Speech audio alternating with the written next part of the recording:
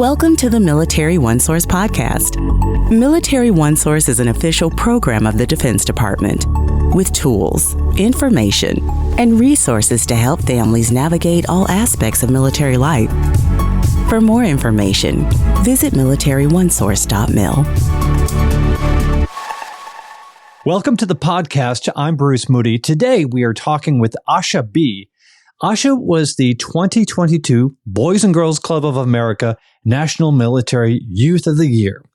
And at the time we had Ahsha on the podcast, she was talking about finding purpose and passion in the stories of military-connected youth. So welcome, Ahsha. It's good to have you back to the podcast. Yes, it's so good to be back. Just thank you for taking the time to talk with me. I'm so excited for our conversation today. Yeah, we are really glad to have you back. So briefly, what have you been up to? What have you been doing since we last spoke?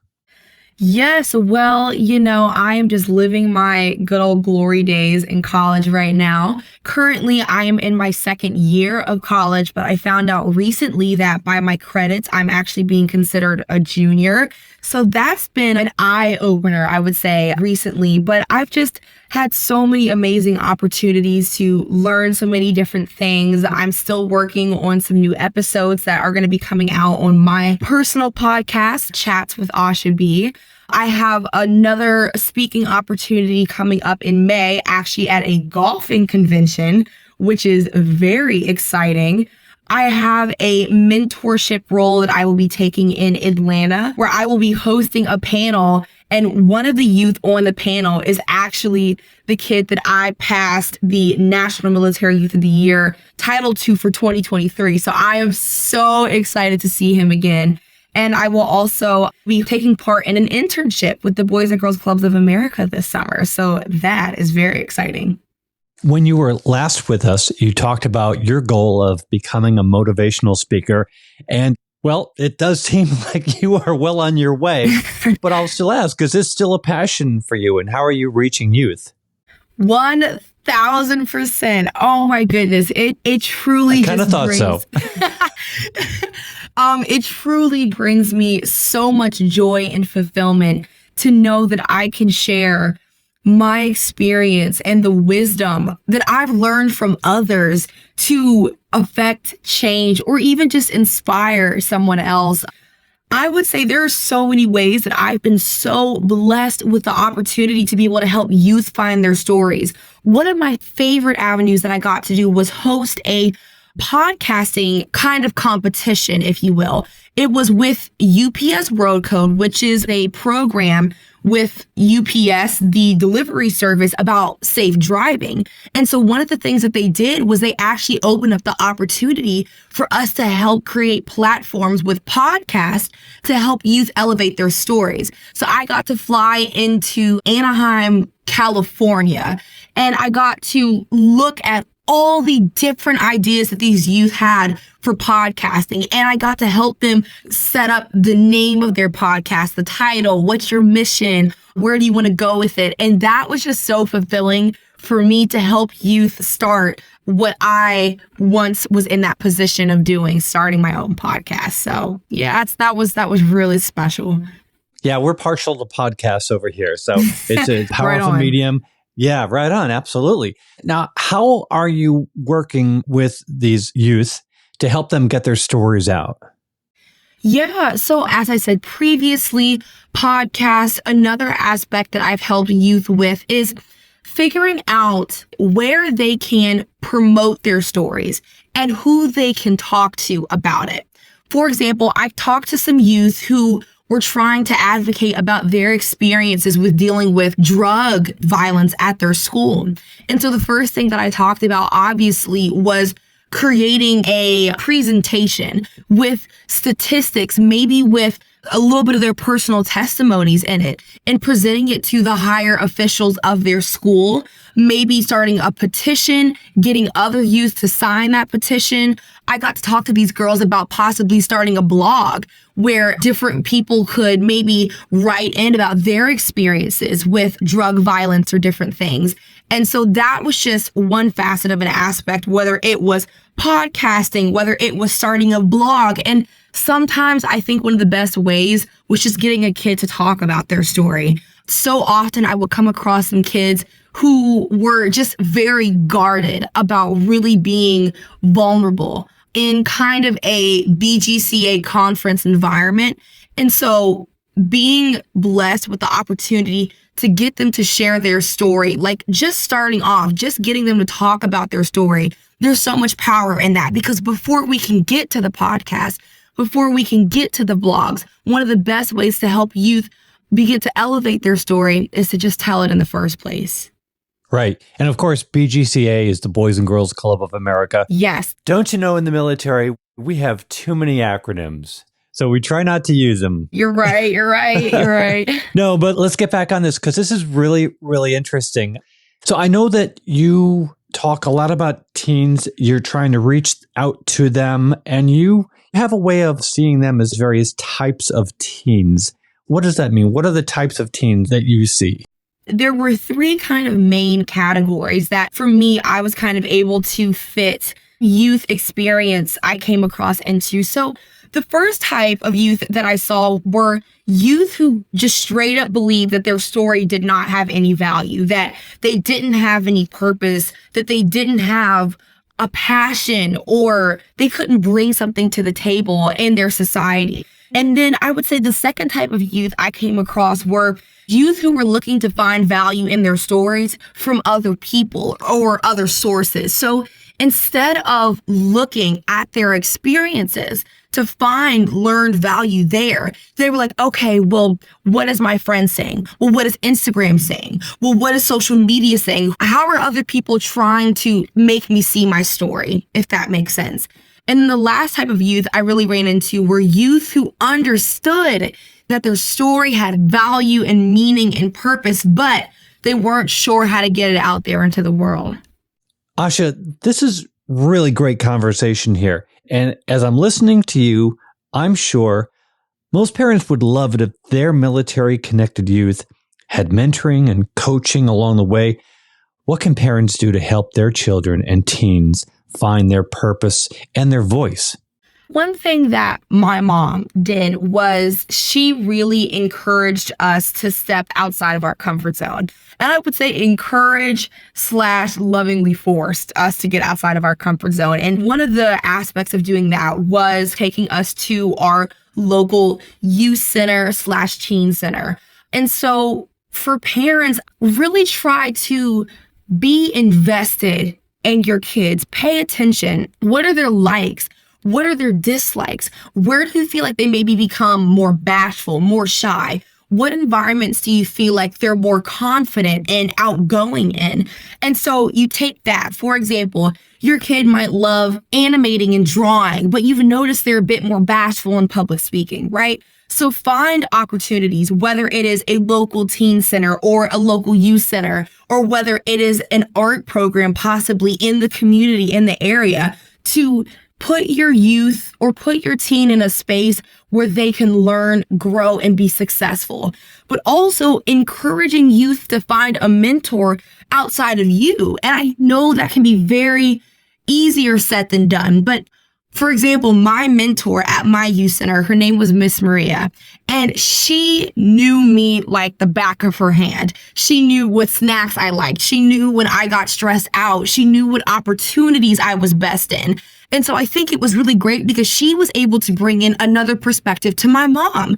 So you never know as a parent where you might have someone who's mentoring your kid and they can say, hey, I don't know if you've noticed this, but they're really starting to grow with their leadership skills. They're really starting to take an interest in maybe film development. And it might be something that you as a parent just happen to not catch, but having that mentor, someone who was encouraging your youth to step outside of their comfort zone, to discover different facets of what the world has to offer, can really be such a blessing and such a benefit to youth. And you mentioned mentoring is available at installation youth centers and also through the Boys and Girls Club of America. Yes. Yeah. Talk about the importance of your relationship with your mentor, how you met and how are you connected with your mentor? How did that all come to be? Oh my goodness, what a story. So this story starts off with, I remember very clearly, my younger brother had already been attending our local youth center. And so at this point, my mom was like, I want you to meet the head director for all of the advisors at that youth center. So I was like, okay, I'm going to go in and have a meeting with her. And so I remember getting off the bus and walking to the teen center. And I remember I didn't see any girls and I was like, okay. And I remember I just kept walking. It was like all these boys just kept coming up everywhere. I was like, oh my gosh. And so I remember she was like, this little short lady walked up to me. She was like, hi, my name is Maria. So nice to meet you. We're going to be having a meeting in here. And I was like, okay. And so, I was very guarded. I already saw all these guys. I don't know where the heck the rest of the girls are. So I was already kind of iffy. So I remember we sat there, and so I told her, she asked me, so just how are you today? How are you doing? And I was like, oh. She asked me how I was doing. It wasn't straight like, what do you want? What's your goal in being here? She took value in trying to see where I was at, where I was at mentally and emotionally. And so I remember I told her how I was doing, and she was like, so what are you interested in? What do you love? And I remember the biggest smile came on my face, and I said, I love speaking. And so I said, speaking just makes me so happy and it fills me with so much joy. And she just got instantly excited. She was like, oh my goodness, Ahsha, there are so many opportunities. I just can think of so many things. And I was like, oh, like really, this was so exciting. Like she didn't discourage me. She wasn't like, ooh, like speaking, that's a really hard career to get into. She helped me really narrow, okay, what is it about speaking? Is there a certain topic within speaking that you like? And so we had that meeting, and instantly I just knew she was going to play such a major role in my life. And so throughout this whole process, our relationship just grew so close because I am somebody, I stress out so fast. So going into a scholarship competition with so much on the line, I'm like, I don't know if I'm going to do it. I don't know if I'm going to make it. I'm stressed. And Miss Maria was like, look, first, I need you to breathe. She knew my tics. She knew when I was going to get stressed. She knew before I would go in to speak, I couldn't eat a big meal because that would make me feel sick. So we would always get Starbucks. I would always get a pink drink with blueberries on the side. I would eat my little blueberries. And so she just really knew me like the back of her hand. And so really just having an adult that doesn't judge you, it is because they care. It is because they love you. And it's because they want to see you succeed in the best way possible. And so to this day, we still text. She has 2 daughters. I check up on her daughters all the time. And so we still have quite a solid relationship to this day. It does seem like an effective mentor is somebody who really gets the person. So when we look at the Boys and Girls Club of America and youth centers on installations, talk about how they connect youth with adults.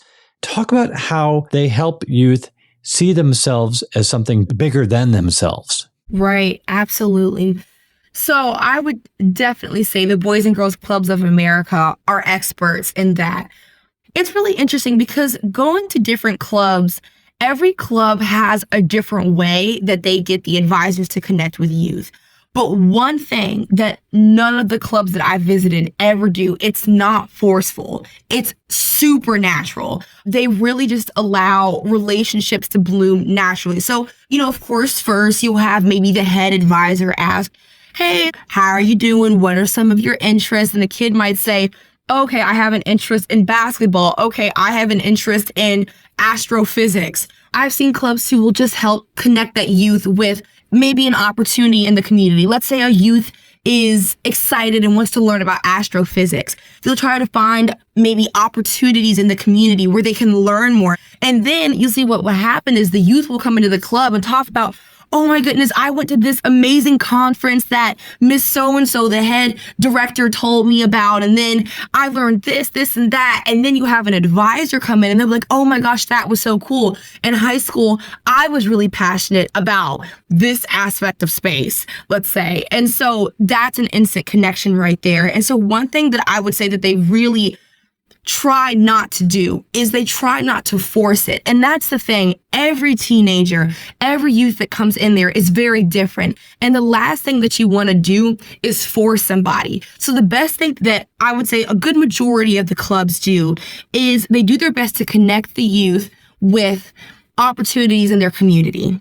But then you have other facets and other clubs where you have youth who might be a bit troubled and they come in there and they're like, I just need to be heard. I don't need advice. I don't need a counselor. I just need somebody to listen to me. And I've also seen youth and advisor relationships where the youth is like, I am just so thankful that they sat down and listened to me. They didn't push me away. They didn't try to shove all this advice down my throat and leave. They sat down and they just listened. And to have an adult see you in that way, that's valuable. So whether it's connecting with a youth through an interest or whether it's just being someone to listen, I would say those are the two biggest facets that I have seen in my experience with working with the Boys and Girls Clubs of America. And those are the two avenues that they really take to connect and create youth and advisor relationships. So you're talking about the qualities, the characteristics, and really the skill set that you have in these mentors and why they're so special to you. Ahsha, what I'd like you to do is contrast that. How is that different from relationships with parents and family members? Yeah. Well, I would say that's an interesting question, and it's a multifaceted question because it depends first on the youth's relationship with the parent. It's hard to kind of generalize because I have my own dynamic and relationship with my parents, which is very different to some other youth that I've met. So I can speak from my personal experience first. I can say that for me, one of my biggest issues was always this fear of disappointing my parents as their kid and not meeting the expectations of success that I felt like was being put on me. And it was one of those things where to say that, oh yeah, I want to be an inspirational speaker. It's not like, oh yeah, I graduate college and I can just apply to be an inspirational speaker. It takes a lot of work. It takes a lot of faith to pursue something like that. And so that fear of disappointment, that fear of not being enough, and I can't leave or go anywhere else because they're my parents. And to have for me that fear of I'm going to disappoint the people that brought me into this earth, the people that gave me an opportunity, the people that fought for me to put me in the school that I was in, to put me in the organization that I was in. I placed a lot of expectations on myself, right? But with Miss Maria, she wasn't forcing me to have a relationship with her. And she was saying, whatever your interest is, I'm going to support and cheer you on with that. Do I want you to be successful? Absolutely. But if you want to go around and pick up garbage for the rest of your life, be a little garbage truck person, if that is what makes you happy, if that is what you feel like you've been called to, and if that's the job that you feel you're going to get the most fulfillment from, then I'm going to support you in that. There's less of an expectation to have this high reach of success to set a great example for my younger brothers. And so I would say that from my personal experience. But I've also met some youth who don't have great relationships with their parents. And so the dynamic with them and their advisor is that their advisor is like a parent to them. So it's a very multifaceted question because, as I stated previously, every youth has a very, very different relationship with their parent. So Ahsha, do you see yourself as a mentor now? Yes, and that's awesome. Good. Okay. So how would you describe your role as a motivational speaker / mentor to your peers? Right, of course. For me, what makes a mentor so special is that I am constantly being shown what selflessness really looks like, what humbleness looks like, and what it takes to be a mentor, just the amount of humbleness, of selfless you need to have. And I would say the best part is that being a mentor to these youth have helped me to see the world on a greater scale outside of myself. Because for me, sometimes as human beings, we can be a bit naturally selfish with some things. And so especially being in the limelight and being just, oh, Ahsha, you're so great. You're such a great speaker, all this other stuff. And now having to change my perspective and say, okay, now it is my job to pour into these youth. Now it is my job to see the world outside of myself and see the things that I've accomplished was opening the door for other people to come behind me. It's not about me, but also as a mentor, explaining that to youth. For example, with the other kids and teens competing in Youth of the Year, after the year I went, I told them, I said, it is going to fly by so fast. It's going to be so much praise and it's going to be so exciting. And then the switch is going to flip. And now it's going to switch, and that's going to be happening to other teens. And you're going to have to take on the perspective of being a humble and selfless leader and praising these kids and helping these kids understand the value in their story and supporting them in this competition.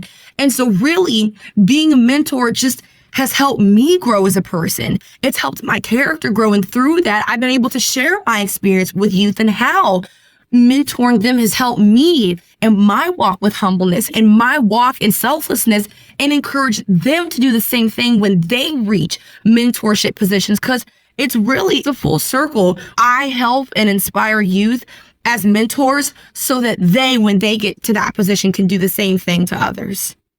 Now, we all know that military life can present challenges to military-connected youth, especially with regard to relocation and deployment.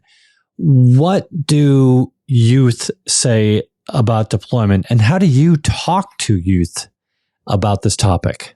Oof, that's a good one. Well, first, I just want to say something to the parents. I just want to say that as a teen, I can only imagine the emotional strength and flexibility that you have to have as a parent for your children. And I always do my best to tell military parents this. I honor and I respect you so much for the sacrifices that you make for your family, the emotional sacrifices, and know that it's not for nothing. And even if your kids don't see it right now, one day they will, and they will thank you for that. So that's what I wanted to say first.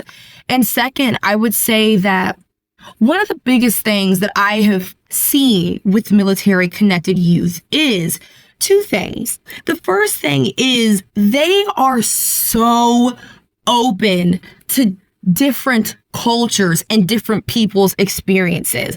I was literally texting one of my friends the other day who lives in Naples, Italy. About 2 months ago, I was checking on another friend of mine who lives in Guam. And then I just found out a couple weeks ago that a friend of mine who lived in Naples, Italy just moved to Kansas. And I was like, what? That's such a culture shock. I can only imagine. But I would say that they are so accepting of other kids' experiences, of other kids' cultures. That was such a big thing. I mean, you had kids from all of these different racial ethnicities coming together. You didn't see these kind of stereotypes. You just saw understanding or the desire to learn. They were like, really? Well, this was my experience. How was that experience for you? Like, oh, and the common ground they were able to find was obviously that they were all military connected youth. But the second thing that I saw was that the adaptability that they need to have in life in general, they had more success in that. And I would tell a lot of the youth this. I would say, I know it is so hard, but even outside of the military, change happens. Now, it might not happen as often, but change most certainly happens. And now that you have had this experience as a young person, as a teen, you are emotionally mature in your ability to be able to, okay, so I've moved to a new place. How am I processing this? How am I doing emotionally right now? How can I serve and be there for my family, but also make sure that I'm in a good space? Where do I get involved? Like, they're already at such a young age gaining the skill of being able to change and adjust successfully. And so I try to get these youth to see, and I know it's hard to see change in a positive light, but to see the positive aspects of change and what blessings that could mean for them in the future, because it is easy to look at the negative in the situation. And I tell the kids that it's so easy to look at deployment as a negative thing. I'm not saying there won't be hurt. I'm not saying there won't be pain. But what I am saying is you will be more equipped in the future to be able to handle aspects like this when it just happens in life. You know, Ahsha, I'm just listening to you talking and wondering why you're not working for Military OneSource. So, yeah, I'm really curious. What other topics that are specific to military-connected youth? What topics are youth sharing with you in youth centers, at college, wherever? What are they talking about? So the first thing that I would say is the word military-connected youth. The military kids that I came across didn't even understand what military-connected youth was. And I would come across some military-connected teens who were like, yeah, I've never been through deployment. I mean, we stayed here on this base the whole time, and this is where I grew up. I kind of don't feel like I fit into the military community. And I was like, wow. So still there is this battle that we're facing to get military-connected youth from other areas of the military to feel like they're still a part of the military, even if their parents didn't go through deployment or their family never had to be deployed. And I was like, well, oh my goodness, but your story doesn't have less value connected to the military than a kid whose parents have deployed. Like, you're bringing in a valuable but completely different experience that people need to hear. So I would say that's the first thing, is really talking to kids my age whose parents were in the military and never deployed, or their parents were deployed but retired before they were born. And so I'm like, does that kid not have as much value as a kid whose parents deployed? Absolutely not. You bring up a really great point, which could really be the subject of a whole podcast, which is military life is different for different individuals and different families. And some people deploy more than others. And I wonder, you know, when we look at an installation youth center, that installation youth center team is going to have, I would think, a better read on its community and the pressure points that they're experiencing.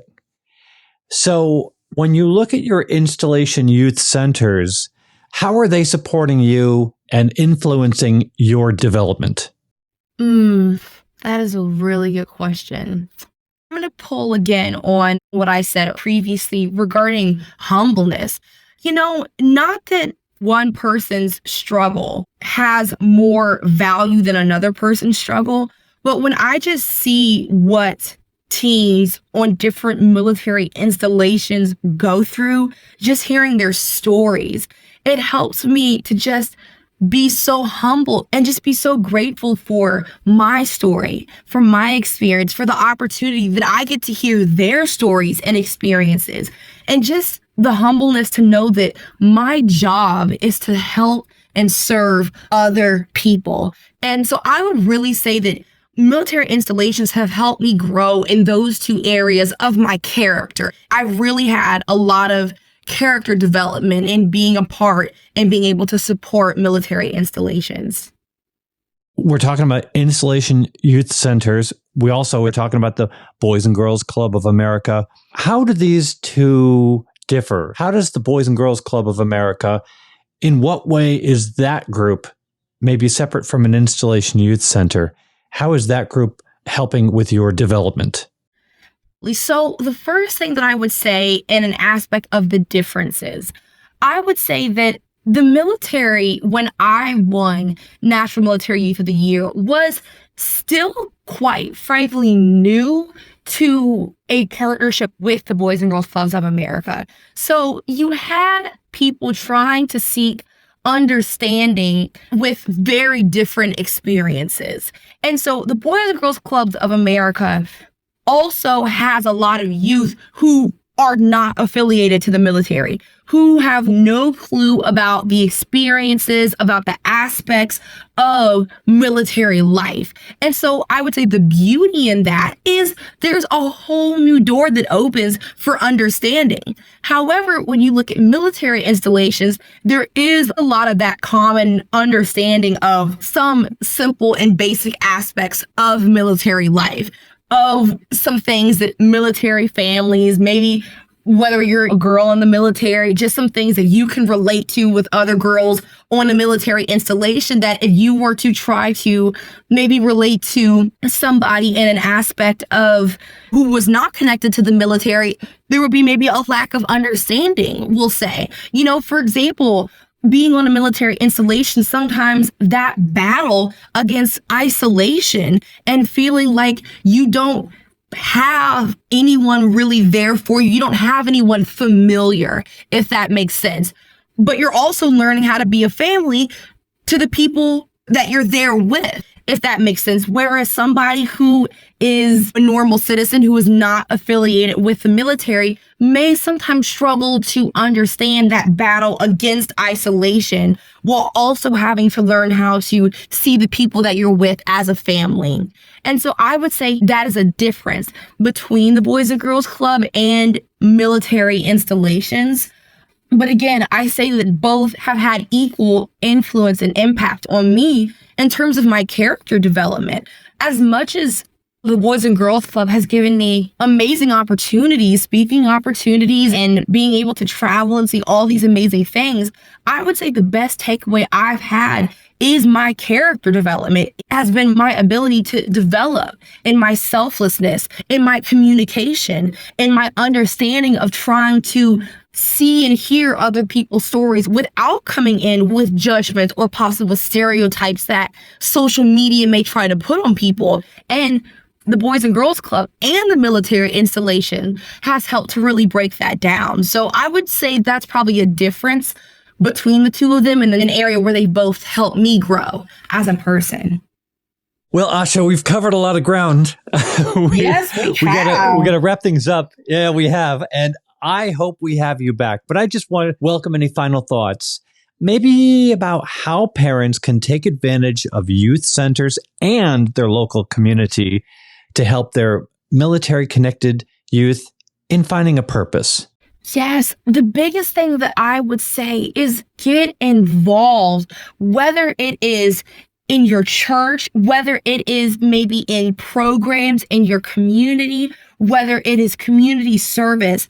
One of the best things that we can do as human beings is to help other people. And just imagine, parents, the influence and the impact that has on your children. When your children see you going out and serving and being involved, even though you just deployed to a new area and you could stay cooped up in the house and not going out and not doing a lot of other things. And I understand the desire and the feeling sometimes of wanting to do that, but it sets such an amazing example on your children. And like I said, just go out and just look for things. And that's one thing that I will say. It's not always going to be a walk in the park. I'm not saying that you're going to walk out of the door and a new program is just going to plop down at your feet. It might, and that is amazing. But sometimes some of the best things, they take work and you have to fight for them. And for your family to find comfort, whether deployed or you are retired from the military, or whether you've never deployed or any other experience you might have had, getting out and getting involved in your community. And I'm not even saying it has to be the Boys and Girls Clubs of America. There are so many amazing programs like Jack and Jill programs. There are communities on Facebook.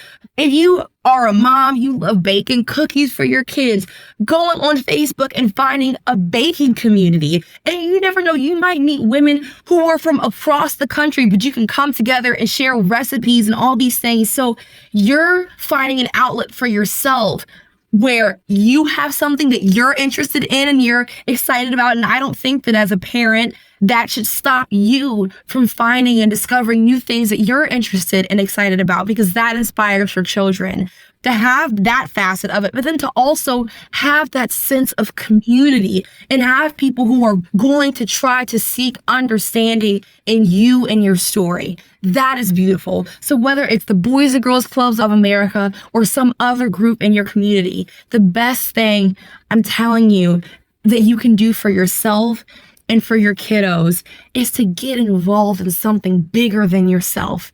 That will help serve others, and in return, others will serve and bless you. I hope that people who are listening to this podcast will share it with people who think that the next generation is just lost, because this will turn them around. Ahsha, it is always a pleasure to have you on the podcast. Please come back and join us again. Yes, thank you so much. Ahsha B is the 2022 Boys and Girls Club of America National Military Youth of the Year, and also a passionate person. That passion will sustain for some time to come. Always great to have you on the podcast. All the best to you. Want to remind everybody that Military OneSource is an official resource of the Defense Department.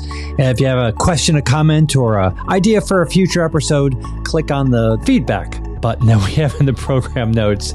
Be sure to subscribe to this podcast wherever you listen to your podcast, because we cover a wide range of topics to help military families navigate military life. I'm Bruce Moody. Thank you for listening.